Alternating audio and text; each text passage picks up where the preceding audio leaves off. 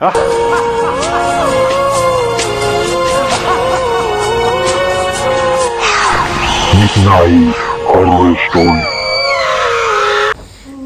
নাম বলছি না, গাইবান্ধা জেলার কোনো এক গ্রামের একটা বৃদ্ধার ঘটনা। সেই দাদি মানুষের বাড়িতে সন্তান জন্মের সময় সাহায্য করার কাজ করতেন। তার এই জীবনে কেউ ছিল না। সময়টা ছিল 1992 সালের দিকে। দাদি রাতে খাবার খেয়ে ঘুমাতে যায়। গভীর রাতে হঠাৎ দাদির ঘুম ভেঙে যায়। দরজায় কেউ টোকা দিচ্ছে। দাদি একটু ভয় পায়। দাদি উঠে দরজা খুলে দেখে কেউ নেই। দাদি আবার শুয়ে পড়ে। কিছুক্ষণ পর আবার সেই টোকা দেওয়ার শব্দ। দাদি এবার শুয়ে থেকেই বলে, কে কে বাইরে? তখন বাইরে থেকে দাদিকে কেউ বলল, মা, একটু সাহায্য করুন, আমার স্ত্রীর খুব অসুখ। আপনি আমার সামনে কেন আসছেন না?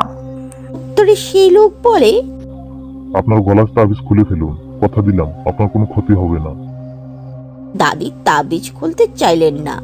এই জন্য বাইরের লোক কাঁদতে শুরু করলো। দাদি ছিল খুব ভালো, তাই দাদি তাবিজ খুলে নিজের শরীর বন্ধ করে দাদি এবার বাইরে যায়। দেখে একটা মধ্য বয়সের লোক দাঁড়িয়ে আছে। দাদি বলল, কে বাবা তুমি? কার কি হয়েছে? লোকটা এত লম্বা ছিল যে দাদি তার মুখ দেখার জন্য মাথা উপরে তুলে কথা বলছে।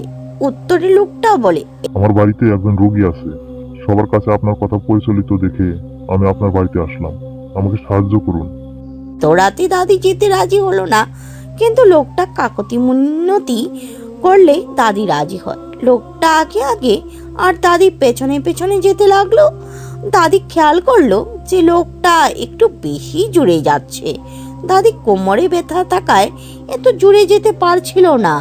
দাদি লোকটাকে বলল, বাবা আসতে যাও, আমি এত জোরে যেতে পারছি না। তো লোকটা কোনো উত্তর না দিয়ে যেতে থাকলো। দাদি একটু কষ্ট করে যেতে লাগলো।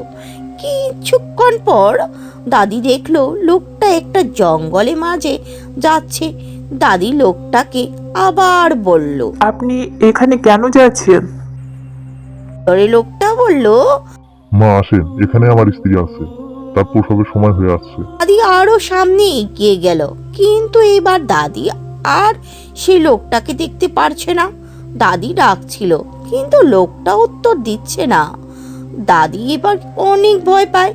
দাদিকে এবার পেছন থেকে সেই লোকটা ডাকলো। দাদি পেছনে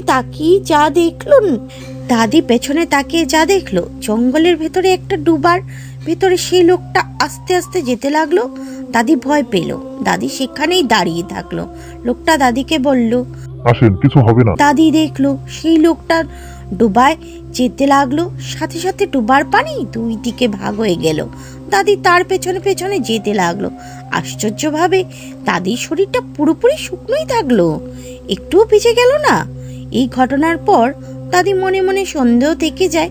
দাদি সেই লোকটার পেছনে যেতে যেতে একটা প্রকাণ্ড বাড়ির সামনে এসে থেমে যায়। লোকটা দাদিকে বলে, এই বাড়ির ভেতরে আসুন, এখানে আমার স্ত্রী আছে। দাদি ভেতরে গিয়ে দেখে অনেকগুলো ঘরের মাঝে একটা বড় ঘর। দাদি সেই ঘরের ভেতরে গিয়ে দেখলে একটা মহিলা শুয়ে আছে এবং কান্নাকাটি করছে।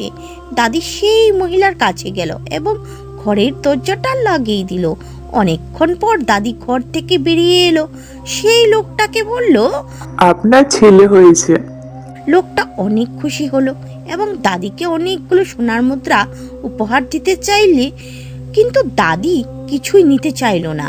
লোকটা তো দেখে অনেক জোরাজুরি করলো, কিন্তু দাদি কিছুই নিতে চাইলো না। দাদি লোকটাকে বলল, আমাকে আমার বাড়িতে রেখে আসো। আপনি চোখ বন্ধ করেন দাদি। বন্ধ করে কিছুক্ষণ পর চোখ খুলে দেখলেন দাদি তার ঘরের ভেতরে দাঁড়িয়ে আছে।